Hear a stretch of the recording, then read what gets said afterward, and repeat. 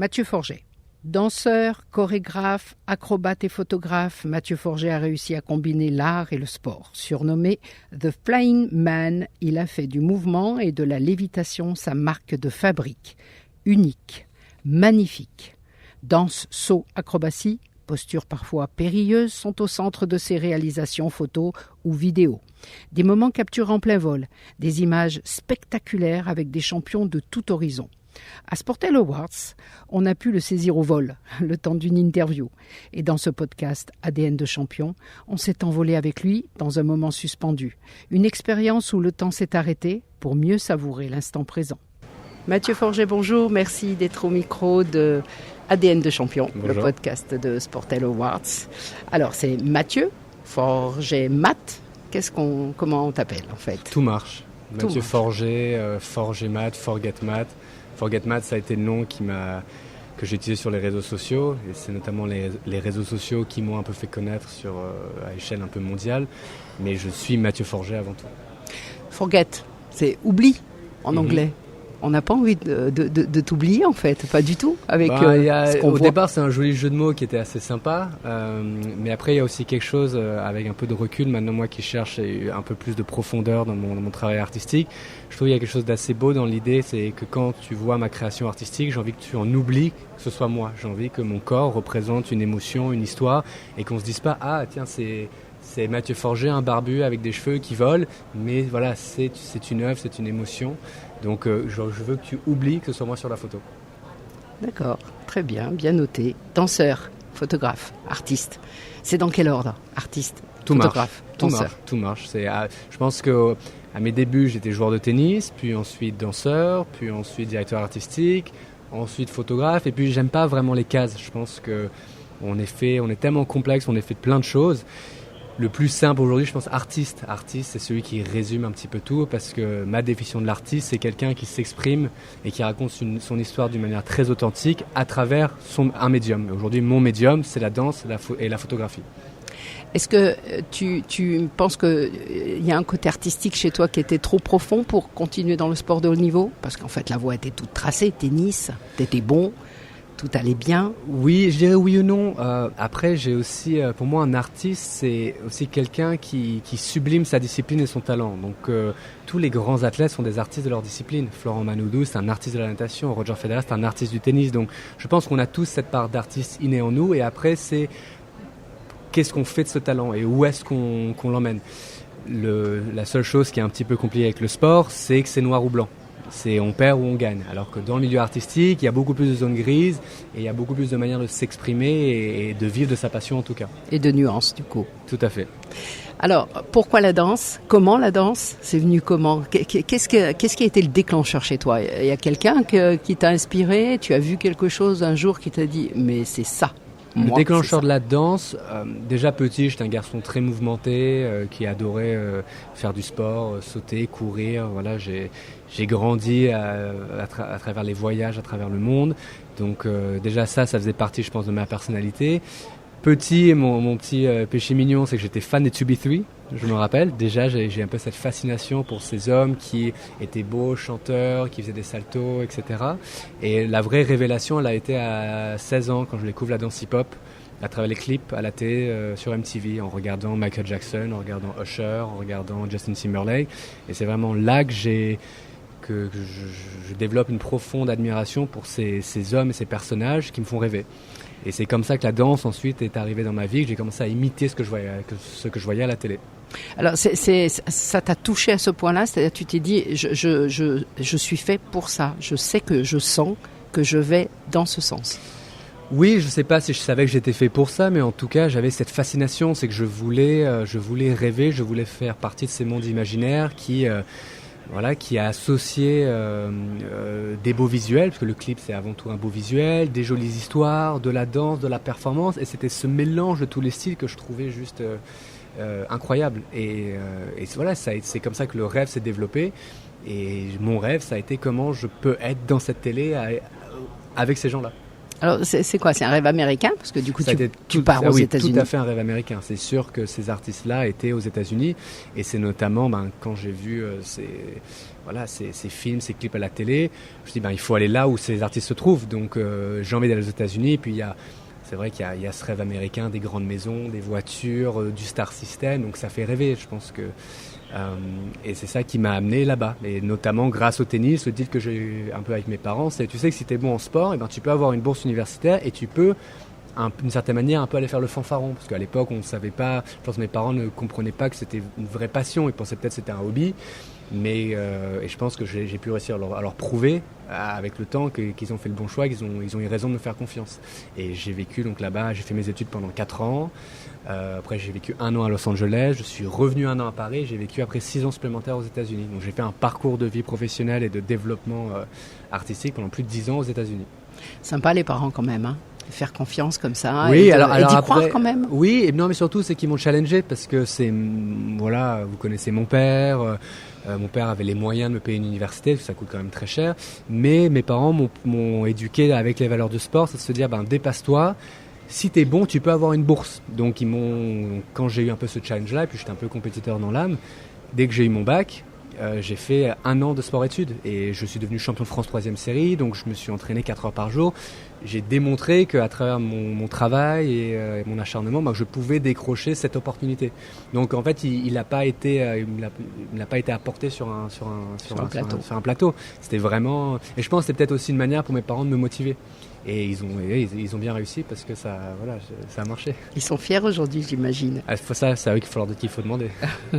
Mathieu, aux États-Unis, un Frenchie pas perdu comme ça dans les grands États-Unis.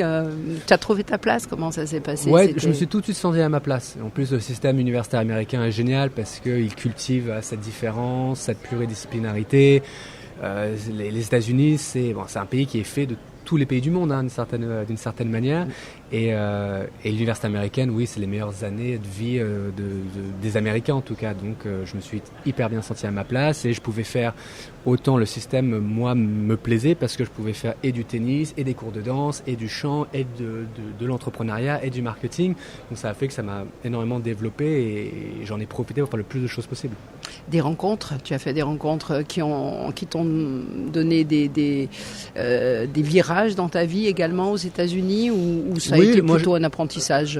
Je pense que la vie est faite de toute façon de rencontres, donc si ce n'était pas pour les amis que j'ai rencontrés à l'université, je me serais peut-être pas dépassé autant au tennis, j'aurais pas à un moment donné compris de suivre la voie du cœur ou partir sur circuit pro.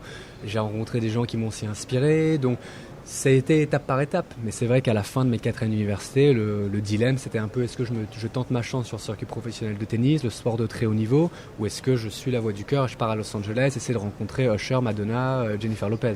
Et j'ai mis le tennis de côté, je suis parti à Los Angeles. T'as rencontré Madonna? J'ai pas rencontré Madonna, mais ma première audition, Jennifer Lopez, ouais, j'ai rencontré Jennifer Lopez. Après voilà, c'est un petit monde, donc j'ai fait des castings pour... je sais pas moi, Rihanna, Beyoncé, enfin tous les grands artistes mondiaux. Et 6-7 ans après, j'ai réussi à danser, partager la scène en tout cas avec Taylor Swift, Bob Sinclair, Magic System, Ansel Elgort. Donc j'ai toujours pas dansé avec Usher ou avec Justin Timberlake, mais j'ai quand même fait d'autres artistes qui sont assez incroyables. Mais du coup, là, tu as pris un virage. Est-ce que c'est toujours le rêve du jeune Mathieu de danser avec Usher? Je pense qu'aujourd'hui, le rêve a un peu évolué, de collaborer avec Usher. Je pense, oui, je rêverais de le faire. Mais être dansé avec 40 danseurs derrière lui, non, peut-être pas. C'est-à-dire aujourd'hui, je pense avoir un peu dépassé cette étape-là, d'avoir créé un petit peu ma signature et mon nom. Et je pense aujourd'hui, Usher serait peut-être plus intéressé à travailler avec moi en tant qu'artiste pluridisciplinaire que juste en tant que danseur derrière lui. Tu vas lui proposer? Si un jour je le rencontre tout de suite. J'ai rencontré Pharrell il n'y a pas très longtemps, très vite fait. J'ai pas eu le temps de vraiment pitcher mon travail, mais en tout cas on a eu un premier contact. Il a pu voir mon Instagram, il a trouvé ça assez cool. Donc voilà, est-ce que peut-être ça donnera suite dans le futur, j'espère. Et le meilleur reste à venir. Tout à fait. Est-ce que Mathieu serait le même s'il n'avait pas fait justement cette parenthèse américaine? Au niveau vraiment de ta personnalité, je parle pas forcément de tes formations, vraiment au niveau de toi, de ton mental, Ah non, ce serait pas du tout la même chose. Moi, j'ai adoré les États-Unis pour ça, parce que, je me répète un peu, mais c'est vrai qu'ils cultivent la pluridisciplinarité, et là-bas, il faut pas être bon dans une seule chose. Alors si on prime l'excellence et on veut toujours être le meilleur dans quelque chose, mais on travaille, le but c'est de travailler plus que les autres, mais c'est aussi comprendre le monde qui nous entoure, c'est aussi est-ce qu'on peut être un leader, et comment est-ce qu'on peut redonner. Il y a tout ce terme de giving back aux États-Unis qui peut parfois paraître un peu superficiel, mais en tout cas il donne envie, et pour eux rien n'est impossible. Et donc ça, c'est vrai, c'est quelque chose qui m'a énormément apporté dans mon développement humain et artistique.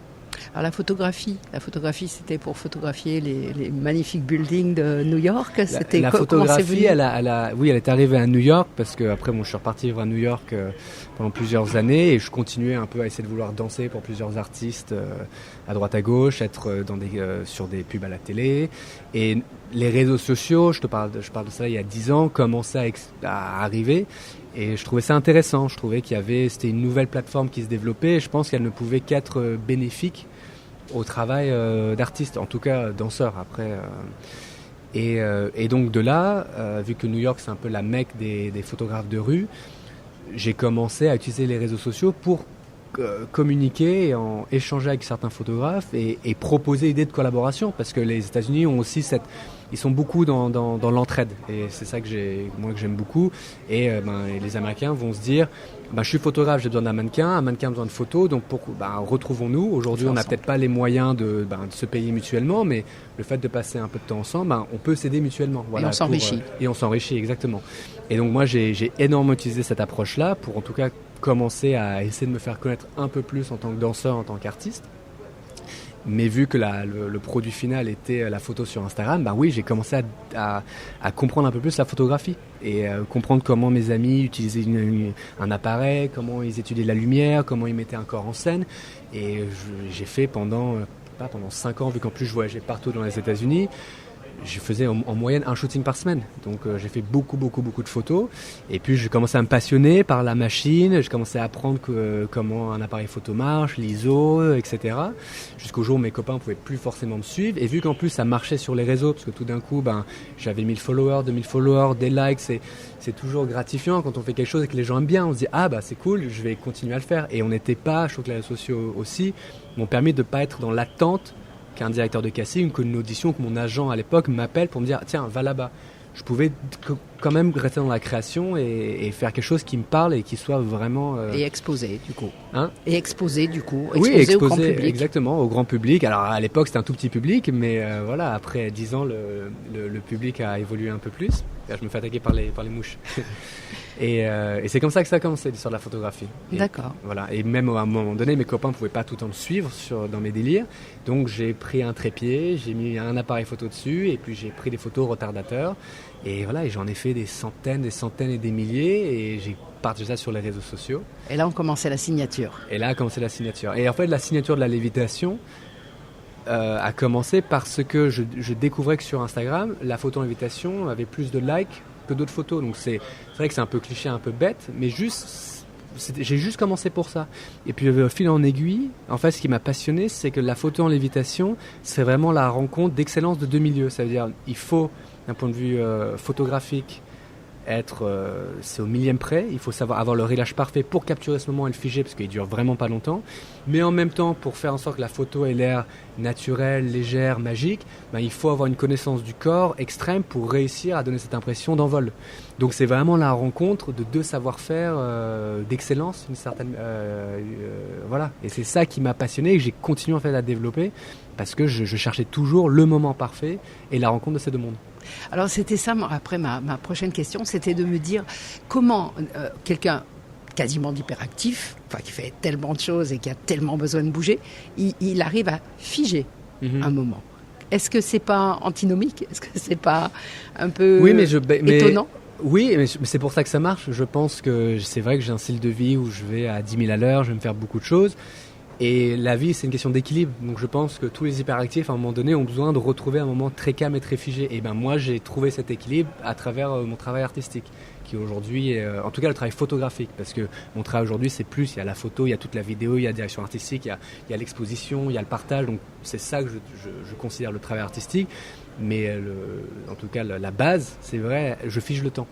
Et je fige le mouvement et voilà, c'est ce qui permet de créer cet équilibre-là qui fait que j'ai envie de continuer à avancer là-dedans. Et du coup, c'est l'argentique, la photographie, c'est quoi? Qu'est-ce que tu utilises? Pas du tout. Non, moi je suis dans l'hyper-technologie. Donc hyper numérique. Moi je suis ambassadeur Sony, j'ai une caméra qui fait 120 images à la seconde. Enfin, voilà, moi il y a aussi cette recherche. En fait, j'ai toujours... En fait, j'aime créer du beau. Déjà, c'est ce qui me passionne avant tout, c'est la beauté architecturale, la beauté humaine, la beauté corporelle. J'aime le beau. Je trouve que l'art est sur Terre pour amener du beau. Et deuxièmement, c'est aussi la recherche d'excellence. Donc, mais tout autant la recherche d'excellence dans la tenue parfois. Maintenant, j'ai l'opportunité de travailler avec des grandes maisons qui peuvent m'habiller aussi. Donc, c'est voilà pourquoi je choisis cette tenue-là. J'aspire à travailler avec les plus grands couturiers, les plus belles matières du monde. Technologiquement, les meilleures caméras aussi. Corporellement, j'essaie d'être une meilleure version de moi-même et de rester en forme. Et c'est un peu mis de côté en ce moment, mais j'espère qu'un jour je pourrai vraiment être un athlète, mais hors norme, parce que je pense être en forme, mais pas là où j'aimerais être. Et en tout cas, c'est ça qui me motive, c'est d'arriver à continuer à viser l'excellence à travers tout ce que j'utilise. Donc, l'argentique, c'est super. Je pense qu'il y aura peut-être un retour vers l'argentique un jour, mais aujourd'hui, c'est... Pour autre chose, peut-être. Pour autre chose, mais aujourd'hui, c'est la recherche d'excellence dans tous les médiums que j'utilise. Alors justement, cette idée de corps, de lévitation, il faut avoir une maîtrise du corps. Est-ce que tu penses que le fait d'avoir été un champion de tennis dans ta catégorie t'a aidé dans cette maîtrise du corps, dans cette connaissance, dire, du corps? Oui, tout à fait. Le sport, pour moi, c'est la plus belle école de vie.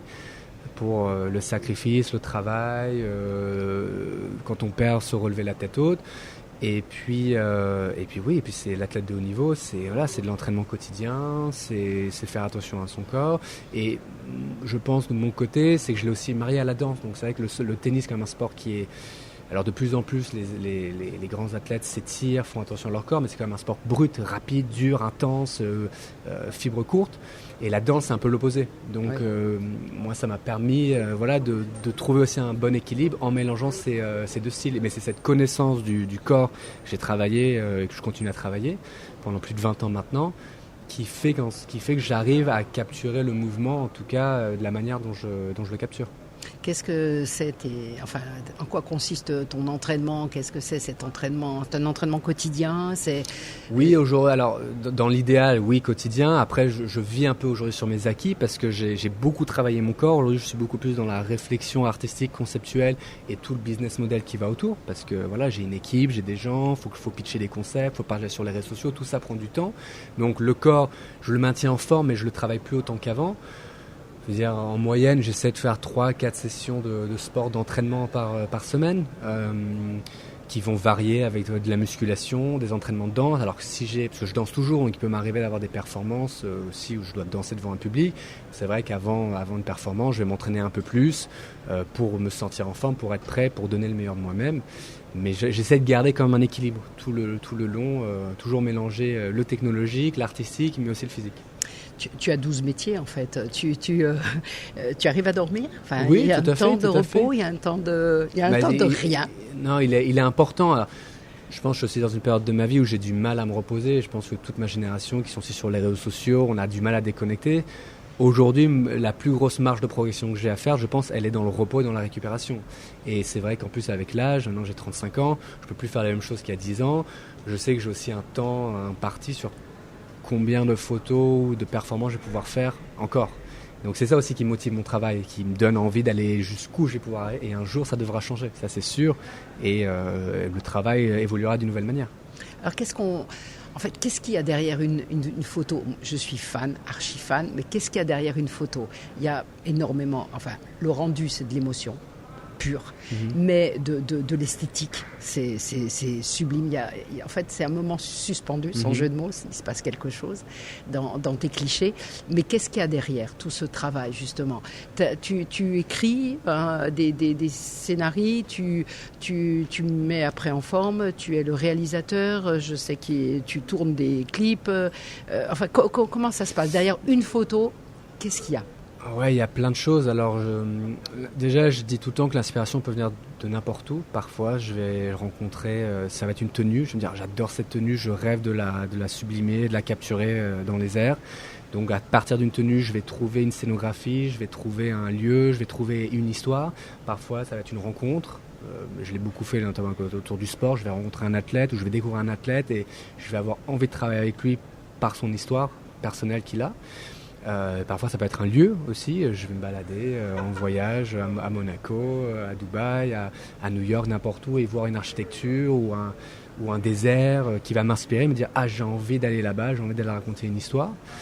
Et puis ensuite, c'est étape par étape. Voilà, il y a dans une photo, il y a d'abord le décor numéro 1, il y a ensuite numéro 2 la tenue, quand je suis, plutôt le sujet, on va dire. Une fois qu'il y a le sujet, il y a la tenue et après il y a le mouvement.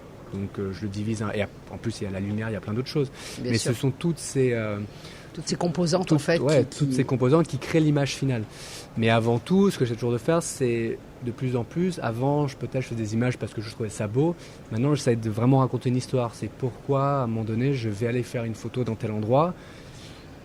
Pourquoi je décide à ce moment-là de ma vie de le faire. Le sport a été un super exercice parce qu'en revenant à Paris il y a maintenant 3 ans, je devais rester que 3 mois avant de repartir aux États-Unis.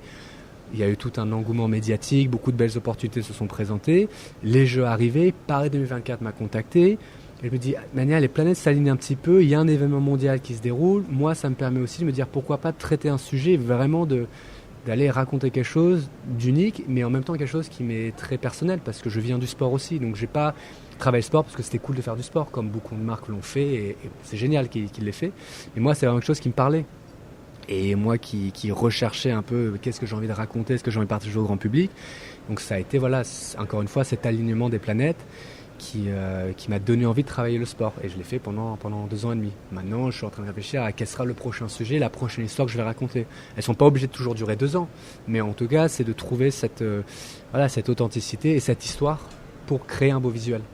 Alors justement, est-ce que tu es conscient que en fait, ce qui s'est passé là depuis 3 ans, ce que tu as fait avec les JO, restera gravé dans le marbre pour l'éternité, parce que tu as participé à quelque chose d'exceptionnel, d'une manière exceptionnelle et avec une vraie signature, et que ça ne peut pas être, c'est pas un passage, c'est pas une expo, c'est oui, gravé. Après, tout est relatif, parce que peut-être dans la tête de certains Français, oui, après le temps passe, est-ce qu'on se souviendra de la même manière? Je pense qu'on n'oubliera jamais en tout cas les Jeux de Paris 2024, et moi je suis heureux d'avoir pu faire partie un peu de cette histoire-là.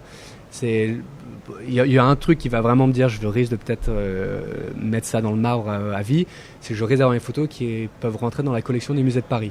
Si ça s'est fait, là il y aura un vrai, et peut-être dans 100 ans, 200 ans, les photos seront toujours là. Donc, et c'est ça en tout cas moi qui m'inspire et qui me donne envie de continuer ce travail. C'est plus de le faire pour les réseaux sociaux, c'est plus de le faire juste pour les likes, c'est plus de le faire juste parce que ça m'amuse. Certes, il y a ça, mais c'est aussi parce que j'ai envie de faire un travail qui restera dans le temps et qui, j'espère, peut inspirer la nouvelle génération à se dire j'ai envie de voler de mes propres ailes et de vivre de ma passion. Est-ce qu'il y a eu un moment difficile particulièrement, ou plus heureux qu'un autre, ou plus compliqué sur ton travail, ta mission JO, on va dire, avec les athlètes, avec la mise en scène d'un lieu, Je pense que le plus compliqué, c'était le temps. C'est qu'il n'y a jamais assez de temps, et à travers ce travail-là, vu que j'ai amené un nouvel élément dans mon œuvre artistique, je devais m'adapter au planning des athlètes, parce qu'ils ont leur vie, ils ont une vraie compétition. Et mon objectif, c'était de me dire avec combien d'athlètes vais-je réussir à collaborer jusqu'à la fin des Jeux.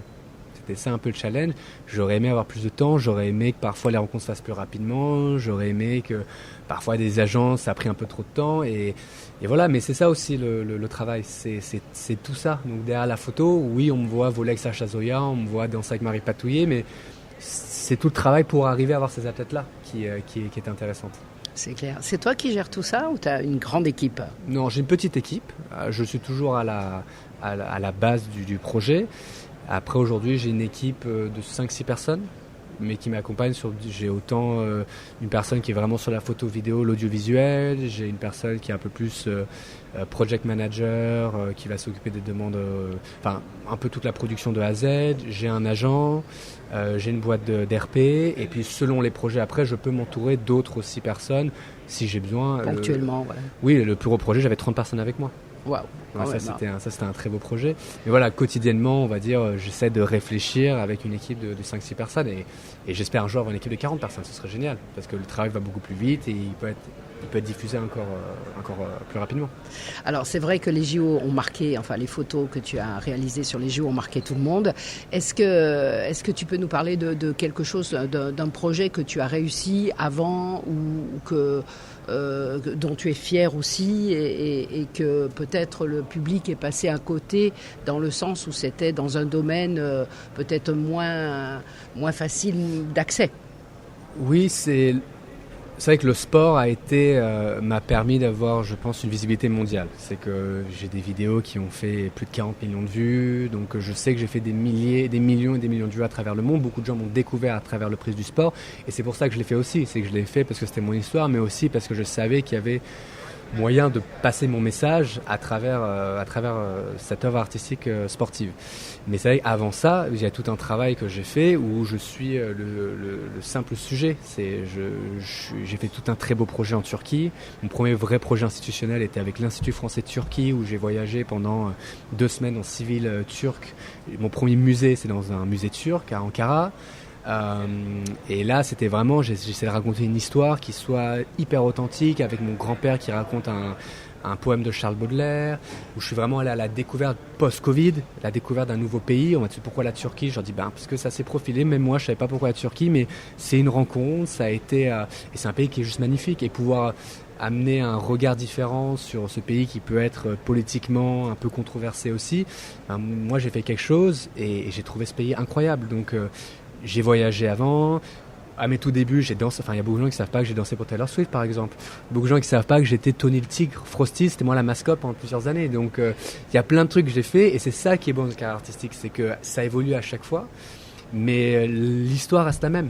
Et l'histoire évolue. Voilà, je suis passé d'être encore une fois, la mascotte de Tony à danser avec une star internationale, à faire des photos, à tout d'un coup faire un projet institutionnel et ensuite être le visage du plus grand événement sportif français. Donc il y a eu tout un enchaînement et là j'ai envie de voir vers où le projet va continuer. Est-ce que tu as déjà des idées ? Oui, j'en ai plein. Des idées pour... Je pense que c'est pas ce qui manque aux créatifs, les idées, c'est pas ce qui manque. Après, au bout d'un moment, c'est... La réalisation, le temps. Oui, et puis maintenant c'est un vrai métier. C'est plus, parce que artiste, il faut pas se voiler la face. C'est du travail, mais c'est aussi, c'est un business. Il faut aussi faire rentrer de l'argent, il faut payer des équipes, il faut réfléchir. Donc, il faut trouver quelque chose qui vous parle, mais qui vous permettent aussi d'en vivre et qui touche le grand public. Donc c'est comme tout métier, hein. Je pense que c'est aussi complet un grand artiste qu'être un grand athlète, qu'être un grand chef, qu'être un grand architecte, c'est la même chose. C'est juste qu'on s'exprime un peu différemment. Il y a des marques, par exemple de prêt-à-porter ou des grandes marques qui viennent te chercher pour des projets, des campagnes. Oui, aujourd'hui, la plus grosse partie de mon travail, en tout cas rémunérateur, vient de ça. Ça veut dire, je travaille beaucoup dans le milieu du luxe. C'est toujours, encore une fois, c'est cette recherche d'excellence, c'est ce qui m'intéresse dans le luxe. Donc oui, j'ai travaillé beaucoup avec LVMH, avec les marques du groupe LVMH, j'ai travaillé avec Porsche, j'ai travaillé avec Samsung. Là, j'ai mis Samsung de côté parce que je développe une relation avec Apple. Donc c'est vrai que je cherche dans tous les domaines, que ce soit l'aviation. Enfin, demain, j'ai envie de travailler dans tous les domaines qui existent, mais avec les meilleurs dans chaque domaine. Donc demain, à faire un projet avec un chef, super. Mais j'aimerais travailler avec Yannick Aleno ou avec... il y en a plein d'autres. Si je dois le faire autour du voyage ou des avions, ce serait avec les plus grandes compagnies aériennes. Donc c'est ça en tout cas moi qui m'excite, et de voir comment je peux raconter mon histoire à travers la vision aussi de quelqu'un d'autre.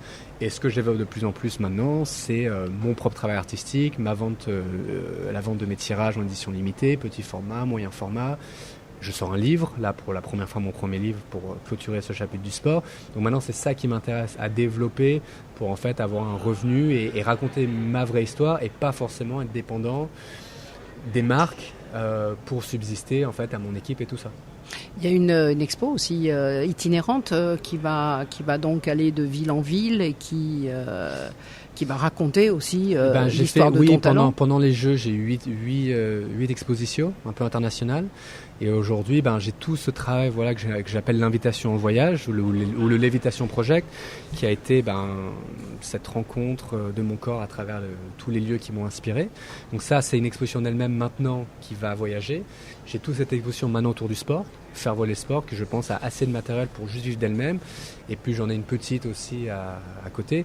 Et c'est ça que j'essaie de développer maintenant. C'est toutes ces histoires que je raconte, c'est les imprimer, les présenter au grand public, les récupérer et ensuite les refaire voyager un peu dans d'autres endroits pour que le travail puisse subsister sans que je sois physiquement présent.